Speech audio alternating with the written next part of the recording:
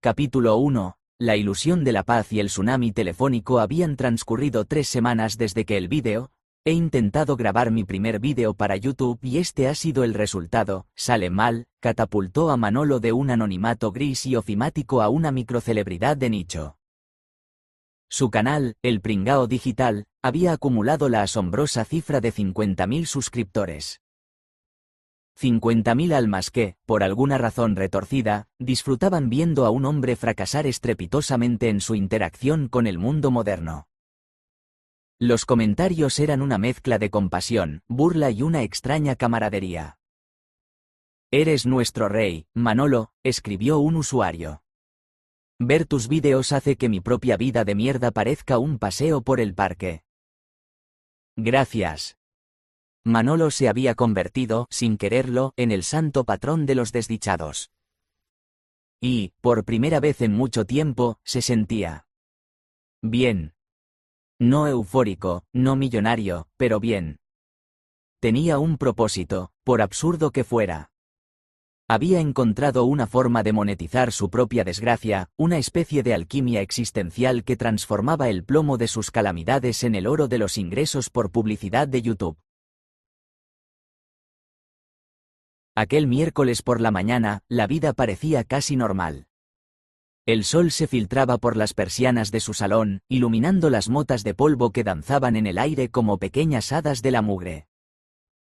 Manolo estaba en su trono, el sofá, en la posición que la ciencia debería bautizar como el hombre en reposo, tumbado de lado, en calzoncillos, con una mano estratégicamente colocada en la entrepierna y la otra sosteniendo el móvil a escasos centímetros de su cara.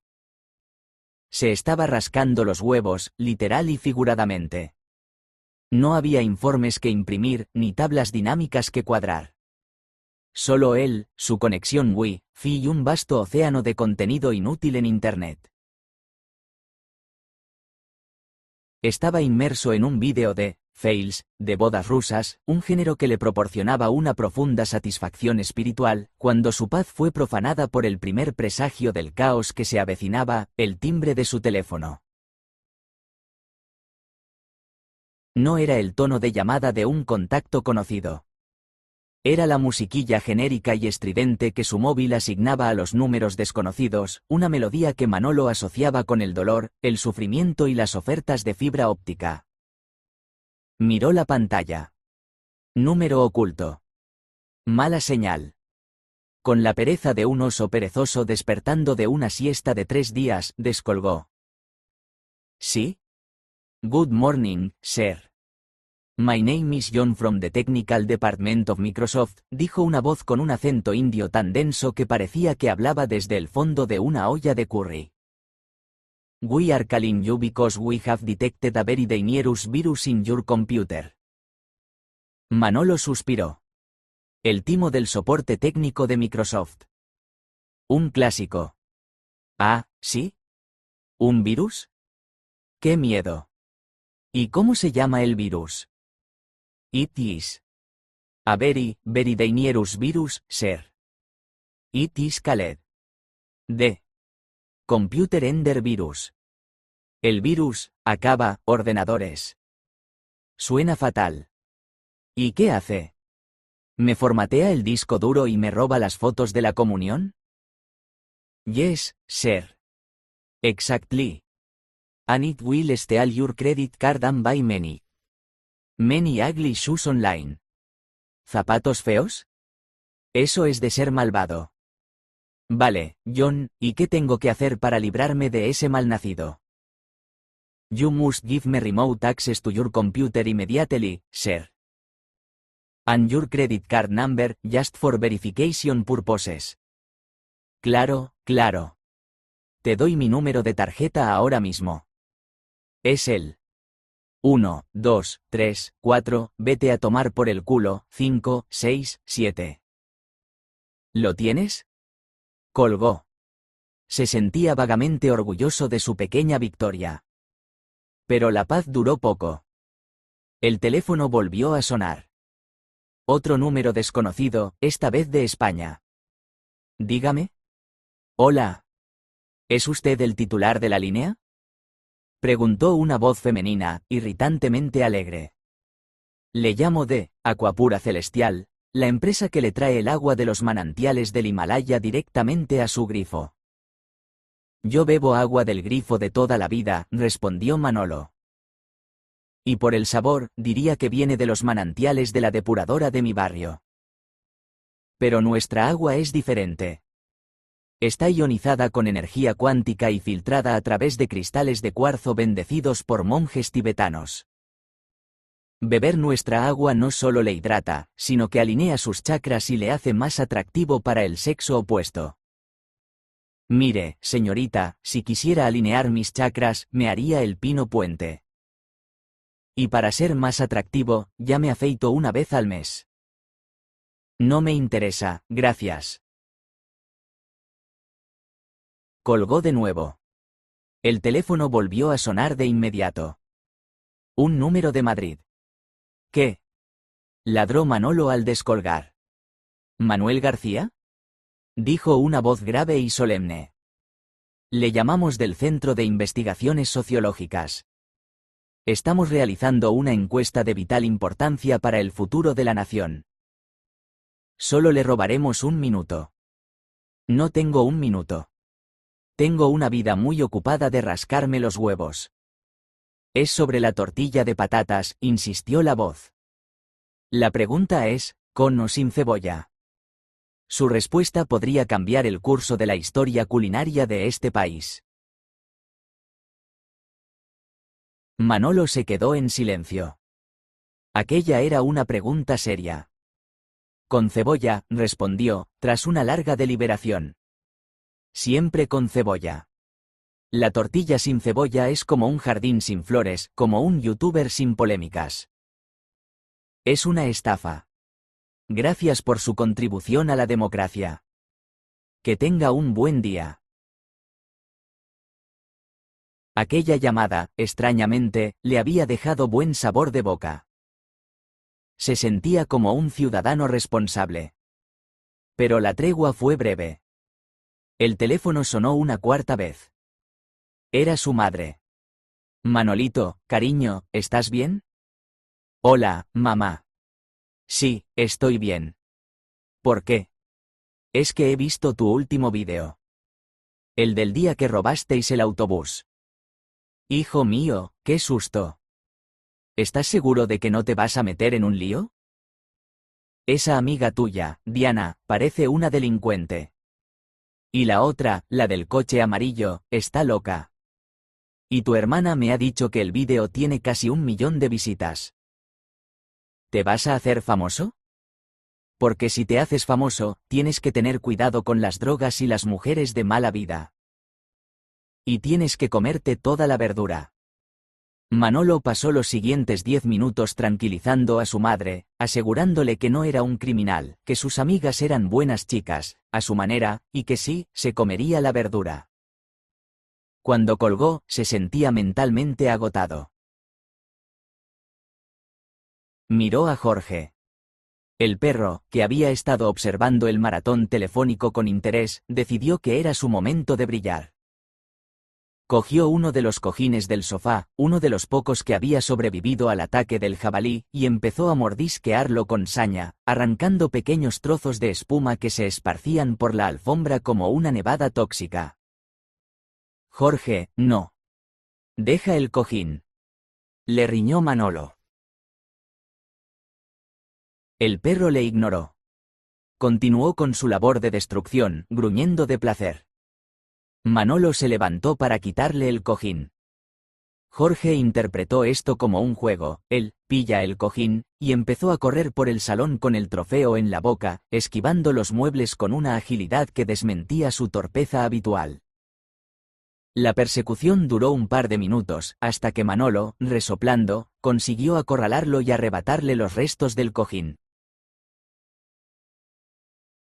Volvió a tirarse en el sofá, sudoroso y de mal humor. Su mañana de paz se había ido al garete. Todo eran interrupciones, problemas, un universo conspirando para que no pudiera terminar de ver su vídeo de bodas rusas. Basta, pensó. Modo avión.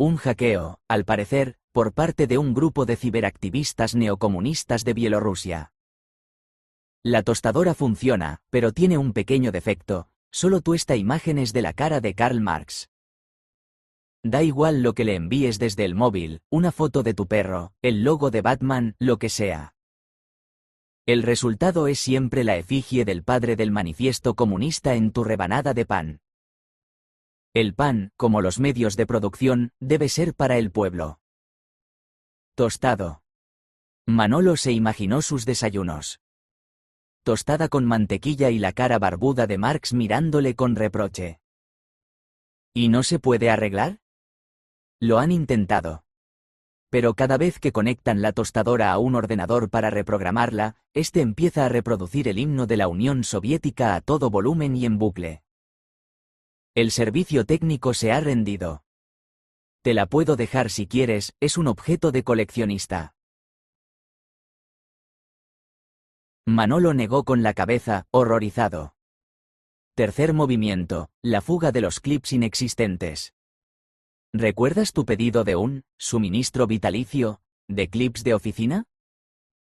Una oferta increíble, ¿a que sí? Sí, eran 10.000 clips por 5 euros.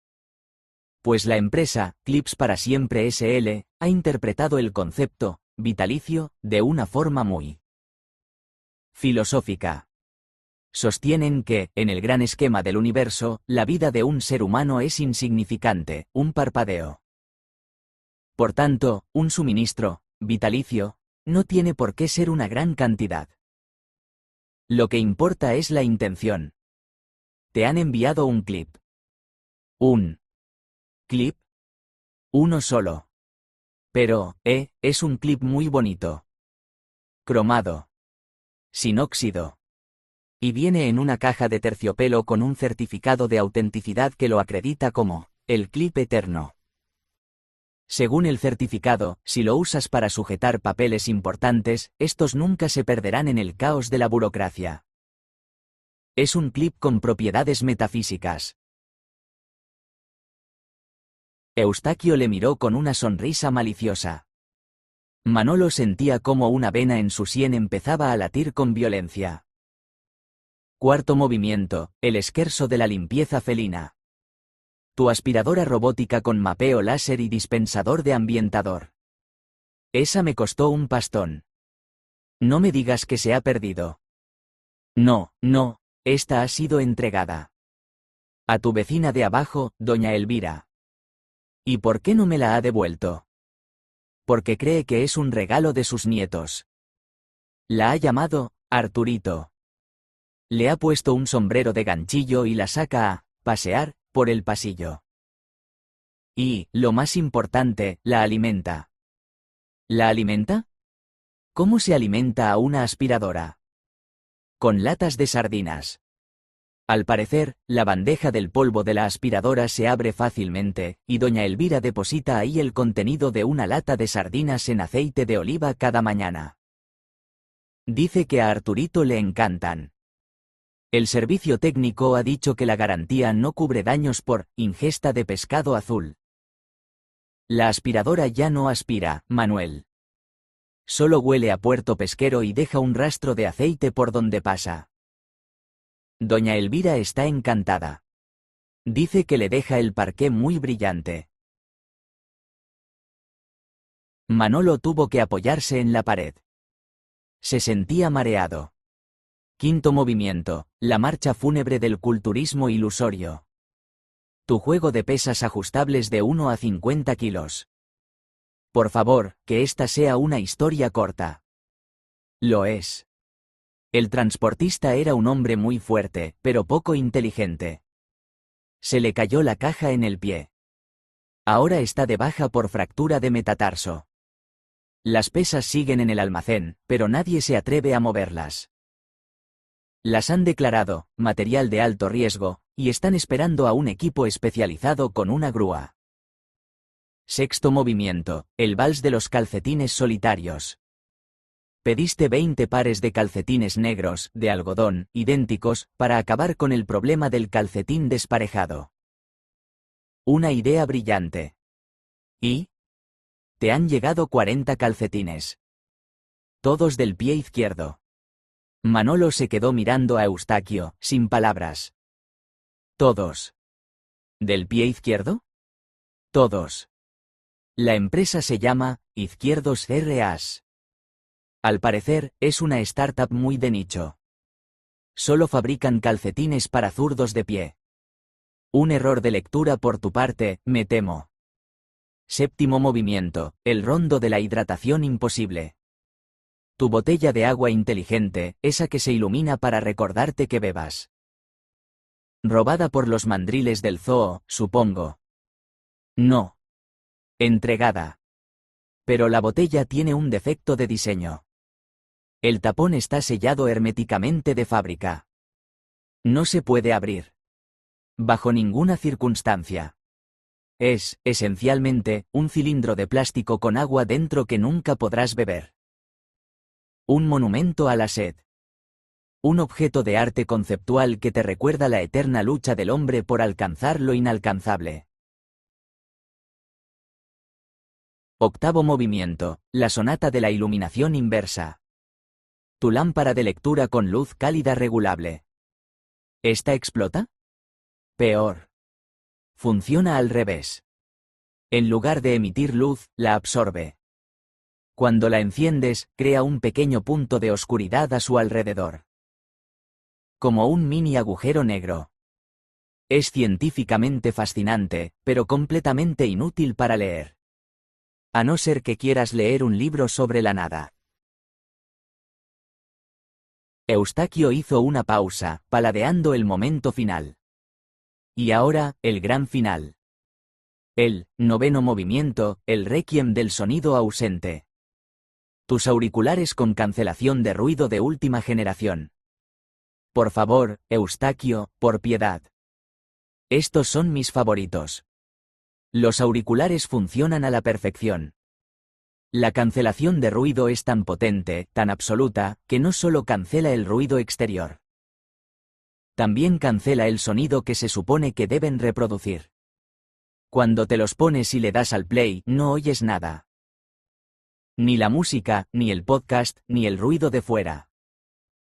Solo el silencio más profundo y aterrador que un ser humano puede experimentar. Varios usuarios han reportado crisis de ansiedad y alucinaciones auditivas. No son unos auriculares, Manuel. Es una máquina de privación sensorial. Una puerta al vacío. Eustaquio terminó su recital y se levantó de su taburete, haciendo una reverencia. Y con esto, concluye la función de hoy. Espero que hayas disfrutado del espectáculo de tu propio infortunio. Manolo no respondió. Estaba en un estado de shock catatónico. Su capacidad para procesar la desgracia había llegado a su límite. Se quedó mirando un punto fijo en la pared, mientras el cartero plegaba su taburete y se dirigía a la puerta. Ah, una cosa más, dijo Eustaquio, deteniéndose en el umbral. He oído que te has hecho youtuber. Si alguna vez necesitas un guionista para tus sketches de fracasos, llámame. Tengo material para varias temporadas. Y se fue, cerrando la puerta con un suave clic, dejando a Manolo solo en medio de los restos de sus sueños de consumo. Y justo cuando Manolo pensaba que el día no podía empeorar, el timbre de la puerta volvió a sonar. Pero esta vez no era el telefonillo. Era un golpeo seco, insistente, casi agresivo. Manolo abrió la puerta, esperando encontrarse a Eustaquio, que se había olvidado de alguna otra humillación. Pero no era él. Era una figura de su pasado. Una figura que traía consigo un torbellino de malos recuerdos y un tufo a naftalina y resentimiento. Era su tía Leti. Capítulo 3. La tía Leti y la insistencia de un pasado rancio. La tía Leti era la hermana mayor de la madre de Manolo, y ostentaba el dudoso honor de ser el miembro más tóxico de un árbol genealógico ya de por sí bastante enrevesado.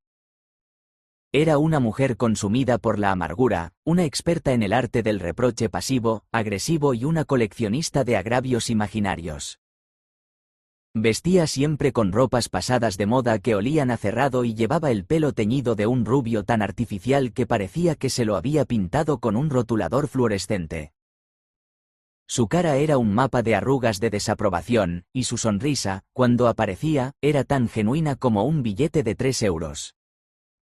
Manuel, dijo, sin saludar, y entró en el piso como si fuera suyo, inspeccionando cada rincón con una mirada crítica. Sigues viviendo en este cuchitril. Y tienes el suelo lleno de trozos de espuma. ¿Has tenido una pelea con el sofá? Manolo cerró la puerta, sintiendo cómo toda la energía se le escapaba del cuerpo. Hola, tía Leti. ¡Qué sorpresa! No te esperaba.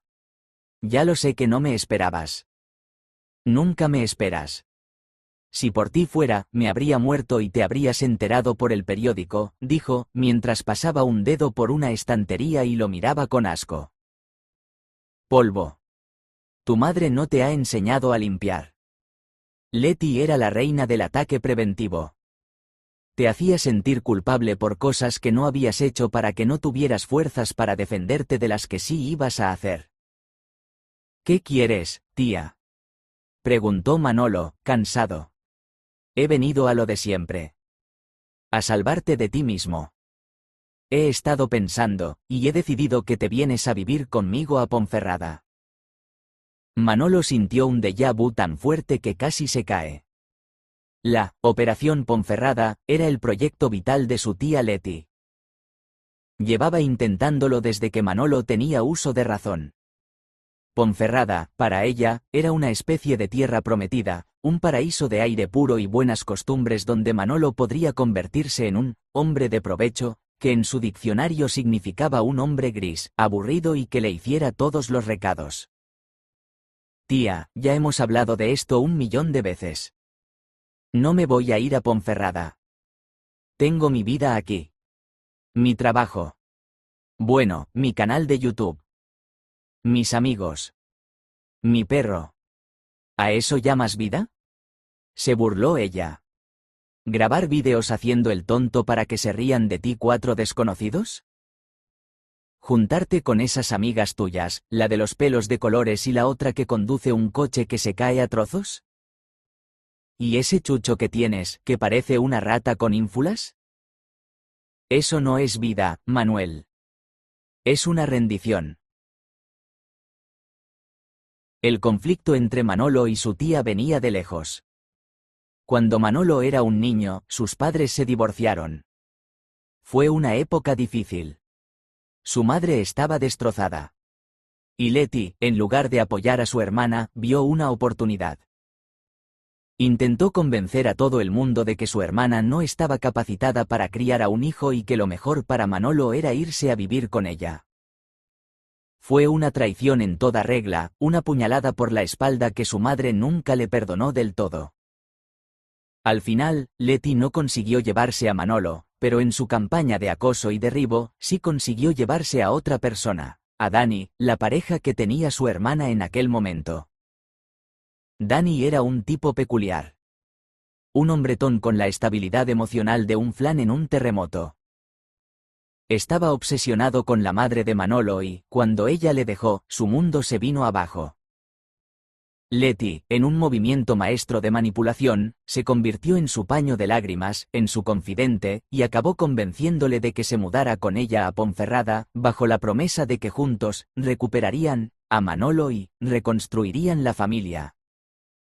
Era una alianza de 2 perdedores, unidos por el resentimiento. En Ponferrada tendrías un futuro, continuó Leti, ajena a los recuerdos que bulían en la cabeza de Manolo. Te buscaría un trabajo de verdad, en una oficina, con un horario. Conocerías a una chica decente, de las de toda la vida, no esas modernas que te llevas. Y podrías cuidar de mí. Y de Dani. Dani sabe cuidarse solo, replicó Manolo con frialdad. No seas cruel. Sabes que Dani no está bien desde El incidente. Te echa de menos. Te ve como el hijo que nunca tuvo. Manolo sintió una arcada. Dani no le veía como un hijo. Le veía como el último vínculo que le quedaba con su madre, una obsesión que había transferido de la madre al hijo. Sus llamadas eran un suplicio, una mezcla de lloriqueos, reproches y preguntas sobre si su madre tenía nuevo novio. Tía, la respuesta es no. No. No voy a ir a Ponferrada. Ni ahora ni nunca. Fin de la discusión. Eres un desagradecido. Chilló Leti, subiendo el volumen. Después de todo lo que he hecho por ti. Siempre pensando en tu bienestar, y así es como me lo pagas. Prefieres quedarte en esta pocilga, rodeado de gente rara y oliendo a perro mojado. La discusión habría seguido escalando, como siempre lo hacía, pero fue interrumpida por un sonido que no pertenecía al repertorio habitual de la casa. Un arañazo en la ventana del salón. Manolo se giró. Jorge, que había estado observando a la tía Leti con un gruñido bajo, también se giró, erizando el pelo del lomo. En el alféizar de la ventana, al otro lado del cristal, había un gato. Un gato callejero, tuerto y con media oreja arrancada, que les miraba con una intensidad psicopática. El gato arañó el cristal de nuevo, con más fuerza. ¿Y ese bicho?, preguntó Leti con asco. No sé, será un gato del barrio, dijo Manolo. Pero entonces, otro sonido. Un golpeteo rítmico en la puerta de la terraza. Se giraron. Apoyado en el cristal, olisqueando, había un conejo. Un conejo de campo, grande y gordo. ¿De dónde coño había salido un conejo en un quinto piso? Jorge empezó a ladrar, corriendo de la ventana a la terraza, como si no supiera a qué enemigo atacar primero. Y entonces, la situación se fue completamente de las manos. Con un estruendo de cristales rotos, algo enorme y oscuro se estrelló contra la puerta de la terraza, haciéndola añicos. No era un conejo. Era un jabalí. Un jabalí adulto, con unos colmillos que parecían cuchillos de carnicero, que entró en el salón resoplando y con la mirada inyectada en sangre. La tía Leti soltó un grito que podría haber roto copas de champán en la estratosfera y se subió a la mesa del comedor. Manolo se quedó paralizado, con el cerebro intentando procesar la surrealista invasión de su hogar. ¿Qué estaba pasando? Jorge, en un acto de valentía estúpida, se lanzó a ladrarle al jabalí. El jabalí le ignoró, como si fuera un insecto molesto, y empezó a olisquear el sofá, probablemente atraído por los restos de espuma del cojín. Y cuando Manolo pensaba que ya había alcanzado el pico de la locura, por el hueco que había dejado la puerta rota de la terraza, entró la criatura más inesperada de todas. No entró corriendo, ni gruñendo. Entró caminando con una calma pasmosa, como un turista que visita un monumento. Era un oso. Un oso pardo, grande como un armario, que se detuvo en medio del salón, levantó el hocico, olisqueó con acento agudo el aire y fijó sus pequeños ojos oscuros en Manolo. Capítulo 4, el arca de Noé del acoso y la ofrenda del oso. El tiempo se detuvo. El salón de Manolo se había transformado en un diorama imposible del Museo de Ciencias Naturales. Un hombre en calzoncillos, una mujer subida a una mesa, un perro ladrando, un jabalí destrozando un sofá y un oso pardo contemplando la escena con la expresión de un crítico de arte. La tía Leti había dejado de gritar. Ahora emitía un sonido agudo y continuo, como una alarma de coche defectuosa. Manolo, por su parte, había entrado en un estado de shock tal que su cerebro había decidido desconectar y poner un documental de la BBC en su lugar. Aquí vemos al Homo sapiens pringadus en su hábitat natural, parecía narrar una voz en su cabeza, enfrentándose a una situación de estrés inesperada. Su principal estrategia de defensa es permanecer completamente inmóvil, esperando que los depredadores lo confundan con un mueble de IKEA. El oso dio un paso hacia Manolo. Jorge, al ver que el intruso más grande se acercaba a su humano, cambió de objetivo. Dejó en paz al jabalí y corrió a interponerse entre Manolo y el oso, ladrando con una furia que era inversamente proporcional a su tamaño. Era David contra Goliat, si David fuera un chucho neurótico y Goliat un mamífero de 300 kilos con garras capaces de abrir un coche como una lata de sardinas.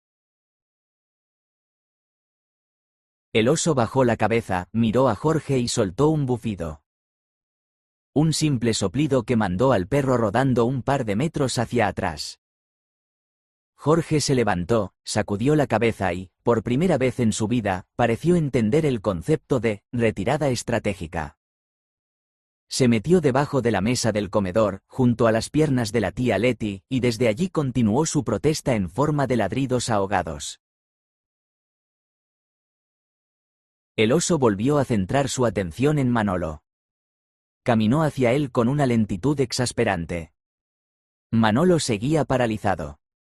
Cerró los ojos esperando el zarpazo final. Se vio a sí mismo en las noticias: hombre muere en su casa devorado por un oso. Al parecer, el animal se sintió ofendido por la decoración. Pero el zarpazo no llegó. En su lugar, sintió una presión cálida y húmeda en la cara. Abrió los ojos. El oso le estaba lamiendo la mejilla. Era una lengua áspera, como un estropajo, y olía a pescado y a bayas del bosque. ¿Pero qué coño?, susurró Manolo. El oso dejó de lamerle y dio un paso atrás. Le miró fijamente durante unos segundos. Luego, se agachó. Apoyó las patas delanteras en el suelo y se puso en una posición que a Manolo le resultó extrañamente familiar. Era la misma postura que ponía Jorge cuando iba a hacer sus necesidades en el parque. No puede ser, pensó Manolo. No va a. Oh, sí que iba a. Con una concentración absoluta y un leve gruñido de esfuerzo, el oso, delante de un Manolo petrificado y una tía Leti a punto de desmayarse, procedió a defecar. Y no lo hizo en un rincón, discretamente. Lo hizo en el centro de la alfombra. Justo delante de los pies de Manolo. Fue una ofrenda. Un regalo. Una declaración. La firma de un artista en su obra maestra del caos. Mientras el oso estaba en plena faena, el resto de la fauna invitada continuaba con su fiesta particular. El jabalí había terminado con el sofá y ahora estaba intentando arrancar el parqué con sus colmillos. El gato tuerto había conseguido colarse y estaba tranquilamente afilándose las uñas en las cortinas. Y el conejo, el puto conejo, había encontrado el cable de la lámpara de pie y lo estaba royendo con la misma profesionalidad que Jorge. Manolo miró la escena. Su casa, su santuario, se había convertido en un episodio de El último superviviente, dirigido por David Lynch. Miró el regalo que el oso le había dejado. Y entonces sintió algo. No era miedo. No era asco. Era una especie de liberación. Había llegado al fondo. No se podía caer más bajo. Un oso acababa de cagar en su alfombra mientras su tía tenía un ataque de histeria subida a una mesa. Cualquier cosa que pasara a partir de ese momento sería una mejora. Y, por supuesto, en el momento de mayor caos zoológico y escatológico de su vida, el timbre de la puerta volvió a sonar. No un golpeo. El timbre. Melódico, insistente, absurdamente civilizado en medio de aquella jungla. Nadie se movió. El oso terminó lo que estaba haciendo, se levantó, olisqueó con acento agudo su obra con satisfacción y se dio la vuelta, dirigiéndose tranquilamente hacia la terraza rota. El jabalí le siguió, como si fueran dos colegas que vuelven a casa después de una noche de juerga. El timbre sonó de nuevo, con más insistencia. Voy a abrir. gritó Manolo, con una voz que no parecía la suya. ¿Qué más da? Que pase todo el mundo. Hoy hay jornada de puertas abiertas en el manicomio. Caminó hacia la puerta, esquivando al conejo y al gato. Abrió la puerta de par en par. Y en el rellano, no había una persona. Había una comitiva. Una delegación. El cónclave de todos sus problemas, reunidos por una casualidad cósmica tan improbable que solo podía pasarle a él. Capítulo 5. El cónclave de los jinetes del apocalipsis de Manolo. La escena en el rellano era una obra de arte del surrealismo. En primera fila, estaba Dani. El ex de su madre. El llorón oficial. Pero hoy no lloraba. Hoy intentaba poner cara de tipo duro. Llevaba una chupa de cuero que le quedaba 2 tallas pequeña, apretándole los michelines y haciendo que pareciera una morcilla embutida. Se había peinado el poco pelo que le quedaba hacia atrás con medio bote de gomina y masticaba un palillo con una ferocidad impostada. Justo detrás de él, como si fuera su improbable guardaespaldas, estaba Eustaquio, el cartero, que se había puesto un chubasquero amarillo por encima del uniforme y miraba la escena con su habitual curiosidad filosófica. Y a su lado, impecable, impoluto, con un traje de lino beige que parecía inmune a la humedad y al caos, estaba Bernard, el gestor de deudas andorrano, que sostenía un paraguas negro con la elegancia de un lord inglés. Completaban el grupo doña Elvira, la vecina de abajo, que había subido atraída por los gritos de la tía Leti y sostenía en brazos a Arturito, la aspiradora robótica con el sombrero de ganchillo, y Javi, el compañero de oficina milenial de Manolo, que pasaba por allí de casualidad y se había detenido, fascinado, con el móvil en la mano, probablemente grabando un stories para Instagram con el hashtag vecinos locos.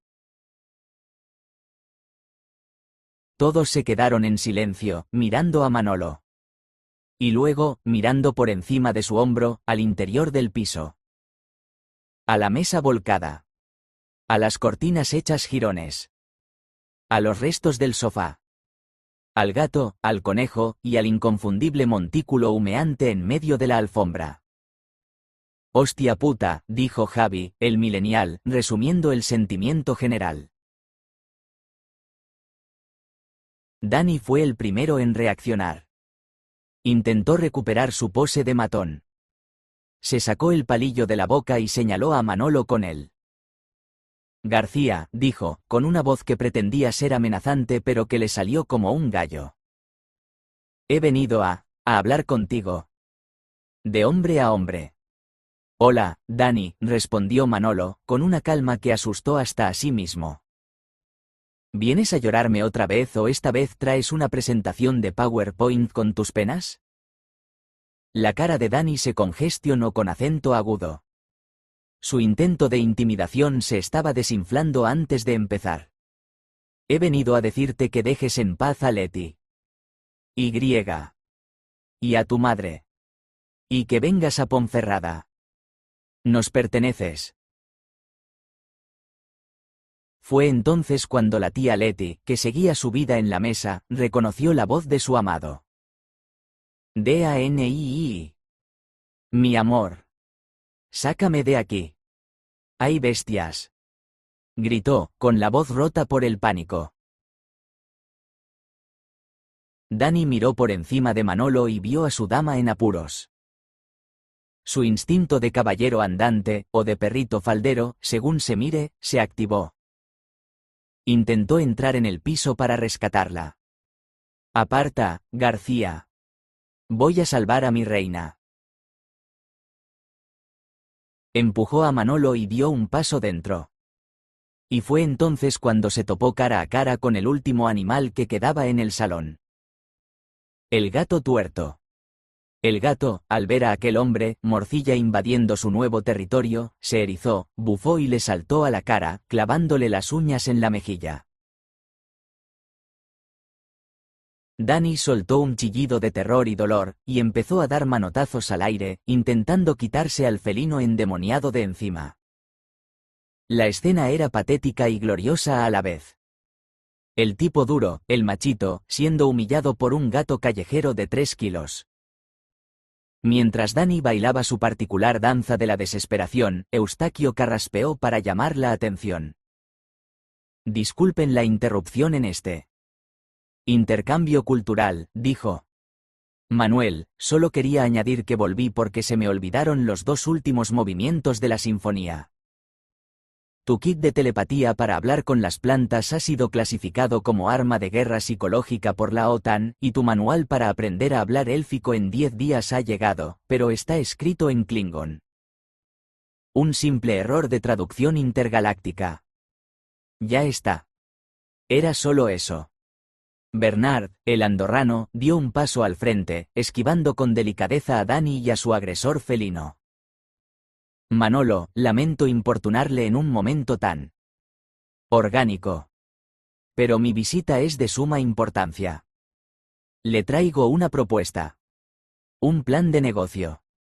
Una vía de escape a su situación actual que, debo admitir, parece bastante precaria.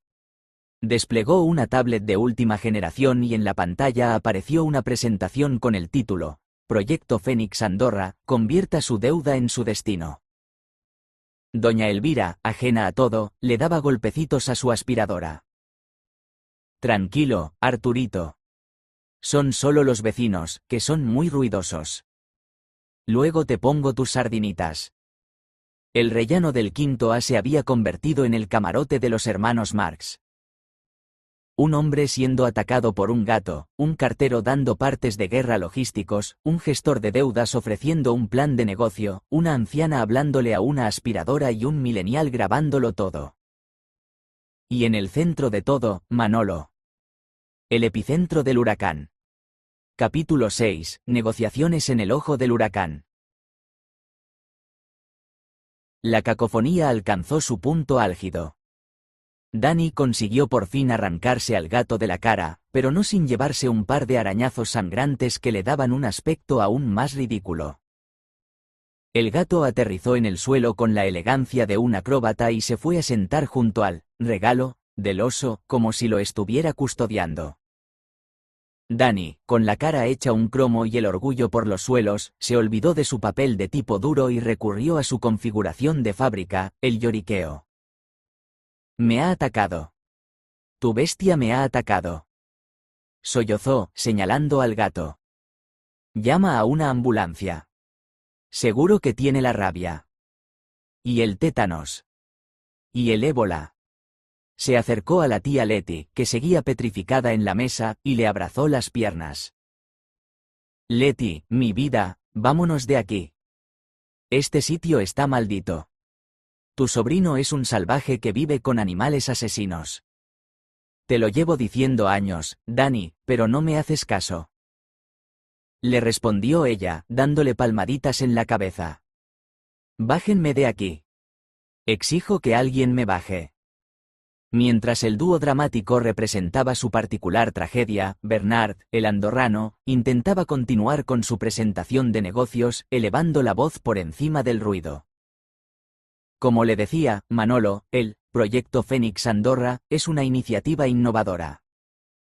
El primer slide muestra las ventajas fiscales de nuestro pequeño pero próspero país.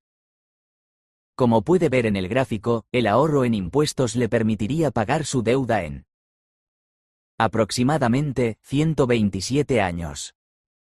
Lo cual, evidentemente, no es una solución. Pase de slide, por favor. Ah, no, que lo controlo yo. Bernard deslizó el dedo por la tablet. La verdadera propuesta es la siguiente, le ofrecemos un trabajo. En Andorra. En mi agencia. No como contable, no se asuste. Como consultor narrativo de adversidades. Su trabajo consistiría en contarle su historia a otros deudores. Sus fracasos, sus desgracias, sus encuentros con la fauna local. La idea es que, después de escucharle, sus propios problemas les parezcan una nimiedad. Es una terapia de choque. Les mostramos el abismo, personificado en usted, para que aprecien su propia y modesta deuda de 20.000 euros. ¿Qué le parece? El sueldo es competitivo, y el apartamento de empresa tiene vistas a las pistas de esquí. Manolo le miraba, fascinado.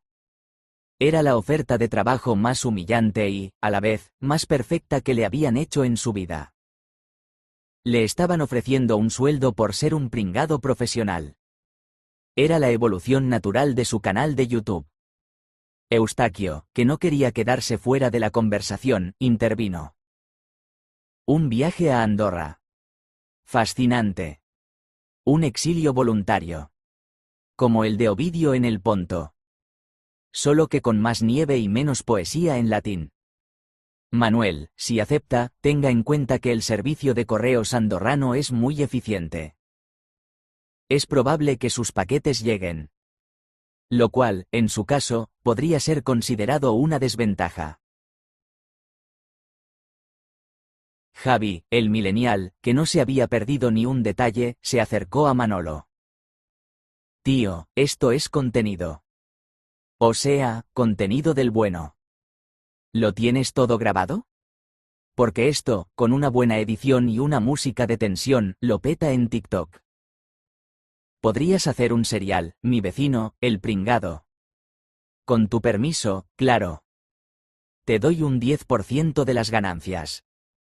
Manolo estaba siendo bombardeado por estímulos. Su cerebro era una centralita colapsada. Un matón llorando. Una tía gritando. Un andorrano ofreciéndole un trabajo humillante. Un cartero citando a los clásicos. Un compañero de trabajo intentando convertir su vida en un reality show. Y de fondo, el conejo seguía royendo el cable de la lámpara. De repente, un chispazo. El conejo había llegado a los filamentos de cobre. La lámpara de pie parpadeó un par de veces y se apagó con un pop. El conejo recibió una pequeña descarga que le hizo dar un salto y salir corriendo por la puerta de la terraza como si le persiguiera el diablo. Y ese pequeño pop, ese instante de oscuridad, fue el catalizador. La gota que colmó el vaso. El interruptor que cambió algo en la mente de Manolo. Capítulo 7. La calma del condenado y el veredicto final en medio del caos. Manolo encontró la paz. Era la paz del que ha tocado fondo, ha empezado a cavar y ha descubierto que, en realidad, le gusta la espeleología. La sobrecarga sensorial había provocado un cortocircuito en su sistema nervioso, reseteándolo a un nuevo estado, el de la calma absoluta y aterradora. Dejó de oír los gritos, los lloros, las ofertas de negocio.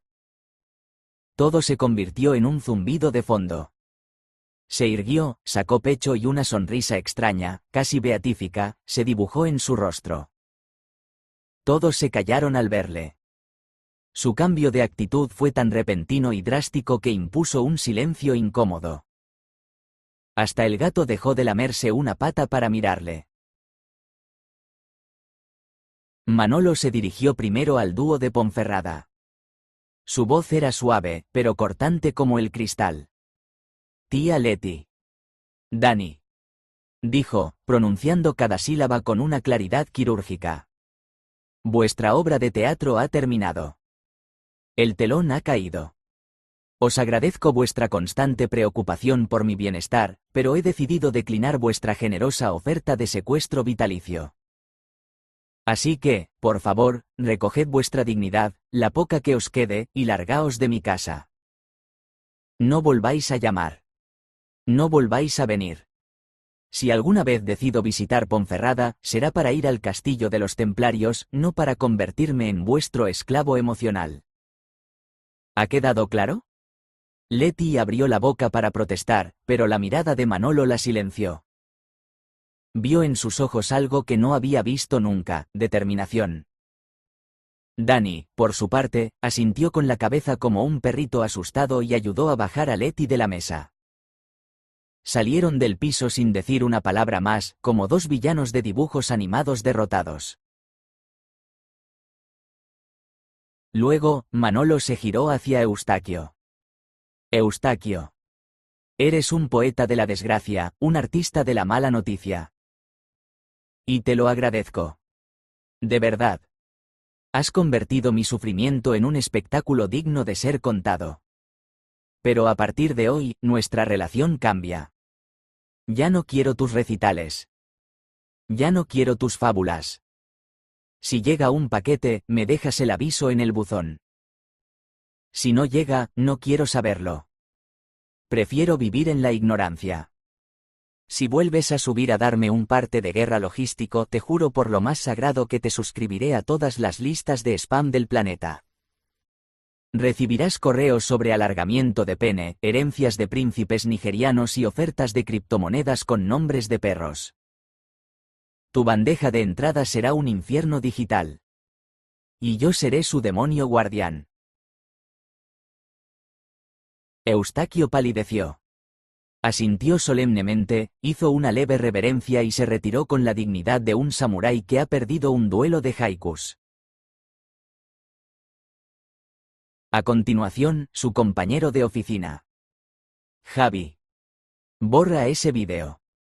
O súbelo, me da igual. Pero si lo subes, no me dé el 10%. Dame el 90%. Es mi vida, son mis reglas. Y a partir de ahora, mi tarifa como protagonista de reality show ha subido. Ah, y dile a Maripuri que mañana no voy a ir a la oficina. Ni pasado. Que me despido. Mi carrera como técnico administrativo polivalente ha llegado a su fin.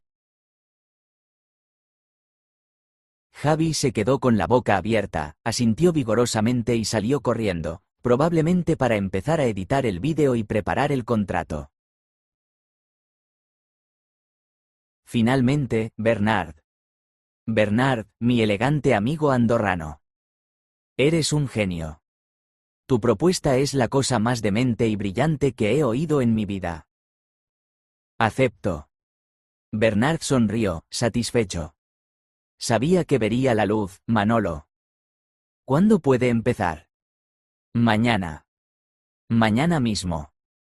Cogeré un autobús, un tren, lo que sea. Necesito salir de aquí. Necesito un cambio de aires. Y, sinceramente, la idea de que me paguen por contarle a la gente que un oso se ha cagado en mi alfombra me parece el plan de pensiones perfecto. Doña Elvira, que había entendido la mitad de la conversación, se acercó a Manolo y le dio una palmadita en el brazo. Haces bien, hijo. Un cambio de aires siempre viene bien. Si ves a mis nietos por Andorra, diles que les manden un jamón a su abuela. Y a Arturito. Manolo se dirigió entonces a los últimos ocupantes de su piso.